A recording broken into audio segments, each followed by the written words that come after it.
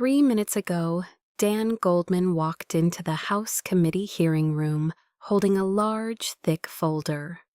Written on the folder in red letters was uncensored. Inside that folder were the documents Pam Bondi had been trying to hide. An email written by Jeffrey Epstein to Ghislaine Maxwell. And inside that email were statements about Donald Trump.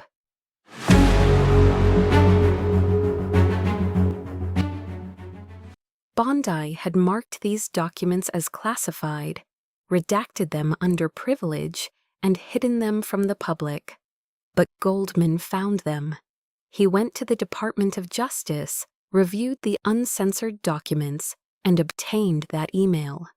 And today, in front of the entire world, he threw that document right in Bondi's face. You should have seen Bondi's expression, the shock, the panic, the helplessness. Because Goldman had set a trap for her, and Bondi walked straight into it. Watch this video to the end because you will see how Goldman destroyed Bondi, how he destroyed her legally, and how Bondi tried to escape by resorting to personal attacks. Journalists are standing by, cameras capturing images from every angle. Pam Bondi, the former Attorney General of Florida and Trump's longtime loyal ally, walks in with her usual confidence. Her suit is impeccable. Her hair is perfectly in place. You know that walk, shoulders back, chin up, the "I've seen worse than this" walk. She has attended dozens of hearings. She knows how to handle tough questions. She knows how to run out the clock. It looked like one of the ordinary hearings, but she was not yet ready for Goldman. The first 25 minutes passed normally. Other committee members asked questions. Bondi gave her usual diplomatic answers. Everything was normal.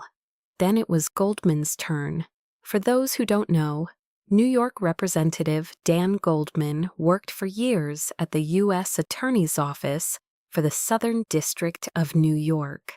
He was lead counsel in Trump's first impeachment inquiry. A sharp lawyer, he doesn't talk empty words, he talks with documents.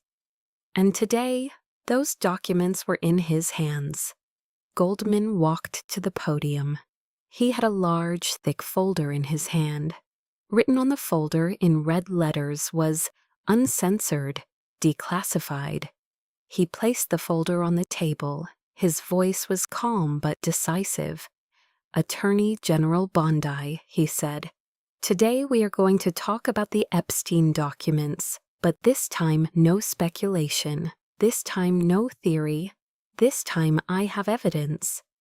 He opened the folder. "Last week I went to the Department of Justice. I reviewed the uncensored documents and found something very interesting. A document in the materials you shared with the public that was redacted, marked as privileged, but in the uncensored versions, that document is completely readable." He pulled out the first document. "This," he said, "is an email from Jeffrey Epstein to Ghislaine Maxwell. Date, March 12, 2015. Subject, notes from meeting with Donald." He showed the document to the cameras. In this email, Epstein explains to Maxwell the details of a phone call he had with Donald Trump. He relays what Trump said, Trump's concerns, what Trump wanted. He paused and looked around the room. "And you, Attorney General Bondi, have completely redacted these documents in the version you shared with the public. You redacted Trump's name. You redacted the contents of the conversation. You redacted everything and wrote 'privileged' on top of the document." The room erupted. People started whispering. Journalists started taking notes. Bondi's lawyers leaned toward each other and whispered something. But Bondi just sat there. Her face had turned red. Her jaw was clenched. Goldman continued. "Now I have a question for you, Attorney General Bondi. Why did you redact this document? Why was this document marked as privileged? Bondi responded. Her voice was defensive but controlled. Representative Goldman, this document falls under attorney-client privilege. It would not be appropriate to disclose it. And the trap had been set. Goldman had been waiting for exactly this answer. A slight smile appeared on his face. Attorney-client privilege. He raised his eyebrows. Attorney General Bondi, please explain this to me. This email was sent from Jeffrey Epstein to Ghislaine Maxwell. Epstein was not a lawyer. Maxwell was not a lawyer. There was no attorney-client relationship between them. So how can this document be privileged? Silence. A heavy, suffocating, oppressive silence. Bondi was frozen. Her lawyers were looking at each other in panic. Because Goldman was right, the law was clear. Attorney-client privilege only protects confidential communications between an attorney and their client. There was no such relationship between Epstein and Maxwell. Therefore, the privilege claim was baseless. Goldman didn't stop. He kept dropping bombs. Actually, he said, I found another document. He pulled out the second document. This one is also from Epstein to Maxwell. Date, June 8, 2015. Subject, DT's request. DT stands for Donald Trump. In this email, Epstein writes that Trump asked him for something sensitive and that it needs to be handled carefully. He showed the document to the cameras. And this document is also completely redacted in your version. Again marked as privileged. Again, Trump's name is redacted. He turned to the room. Attorney General Bondi, you are a legal professional. You are one of Florida's former attorneys general. You know the law. Then you must explain this to me. How can emails between Epstein and Maxwell fall under attorney-client privilege? In which law book is this written? Bondi was trying to respond, but her voice was no longer as strong. Representative, these documents went through a complex legal evaluation process. Our experts, your experts, Goldman cut her off. Your experts told you that emails between Epstein and Maxwell are privileged. Who are these experts? Can we learn their names? Bondi hesitated. I cannot share that information. You cannot share it. Goldman nodded his head. Of course you can't. Because there is no such legal basis. Because these documents are not privileged. Because there is only one reason you redacted these documents. He paused. Time in the room seemed to freeze at that moment as everyone waited for Goldman's next words. You are protecting Donald Trump. The room exploded. People started shouting. Journalists jumped to their feet. Cameras tried to capture Bondi's face. The committee chairman banged the gavel, shouting, "Order, order." Bondi's face had turned completely red. Her lawyers were whispering something to her, but Bondi wasn't listening to them. She was looking at Goldman with anger and panic. Goldman wasn't finished yet. He pulled out the third document. There's one more, he said. This document is even more interesting. This one is from Maxwell to Epstein. Date, July 22, 2015. Maxwell writes to Epstein, talk to DT. He's worried. He wants us to destroy some files. He held up the document. He wants certain files eliminated. These are Maxwell's own words. She's talking about Trump. And Trump asked Epstein and Maxwell to have files destroyed. He looked at Bondi. And this document, Attorney General Bondi, is completely absent from your version. Completely removed, as if it never existed. The document number is in the document list you presented to the public. but there is no content. It just says withheld due to privilege. So how is this privileged? Maxwell and Epstein were co-conspirators. Communications during the commission of a crime cannot be privileged. A request to destroy evidence cannot be privileged. You know this, I know this. Everyone in this room knows this. He paused, his voice hardened. So only one explanation remains. You did not redact these documents because they were privileged. You redacted these documents because Donald Trump is mentioned in them. You redacted his name from the documents because your job is to protect Trump. At that exact moment, something unexpected happened. Bondi stood up, not slowly but angrily. She pressed her fingers on the table and looked at Goldman. "Representative Goldman," she said. Her voice was trembling. "You are talking about law? You are trying to teach me law? But where were you during the 2019 Trump impeachment inquiry? You presented constitutional arguments for hours, and they were all rejected. The Senate didn't even take you seriously." Goldman laughed, a cold, sharp smile. Are we getting personal now?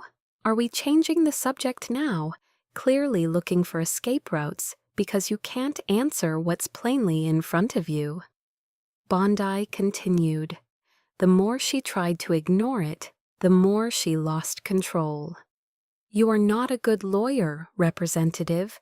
You are a political actor, and what you are doing right now is nothing but a political show." Goldman stood up. Now they were both standing, both looking at each other. "I am a political actor," Goldman's voice rose. "I showed you 3 documents, 3 concrete, verifiable documents, all from the Epstein files, all mentioning Trump, all illegally redacted by you, and your only answer is to tell me I'm a bad lawyer." He shook his head. "Attorney General Bondi, let this room see. Let the American people see. I am asking you why you redacted these documents. I am asking for a legal justification, and your answer is a personal attack." His voice hardened further. "Because you have no legal justification. Because these documents are not privileged. Because you cannot even properly define attorney-client privilege, and the only thing you can do is insult me." Bondi slowly sat back down, defeated. Her lawyers were whispering something to her, but Bondi just sat there. Her gaze was blank. Because she was now cornered. Goldman had set a trap for her, and Bondi could find no way out. Goldman spoke his final words. "Attorney General Bondi, I am concluding today's questioning, but remember this. These documents are out there. The uncensored versions are in my hands, and they will enter the Congressional record. They will be shared with the public tomorrow. Every email, every word, every Trump reference." He gathered his folder. "The American people will see what you hid, what you redacted, who you protected, and maybe then you can think about who you'll tell that privileged story to." He stepped away from the podium. "I have concluded my questions, Mr. Chairman." The hearing continued as planned. Other representatives asked other questions, but no one was listening. Everyone's mind was on one thing: Goldman's documents, the emails from Epstein to Maxwell, Trump's name, the request to destroy files, and Bondi's personal attacks. The news spread within minutes. #GoldmanBondi became a trending topic worldwide. Within an hour, TV channels went live, experts spoke, and everyone asked the same question. What exactly does it say in those emails? We don't yet know the definitive answer, but we know some things. First, Goldman's documents are real. They were obtained from the Department of Justice, submitted to Congressional oversight. These are not fake. These are the government's own records. Second, Bondi deliberately redacted these documents, marked them as privileged, but has no legal basis. There is no attorney-client relationship between Epstein and Maxwell. Third, Trump's name appears in these documents, not just in one place, but in 3 separate documents. Phone calls, requests, concerns. Fourth, Bondi cannot explain this. Goldman asked her for legal justification, demanded it, and Bondi's answer was a personal attack. You are not a good lawyer. That is the answer of someone guilty.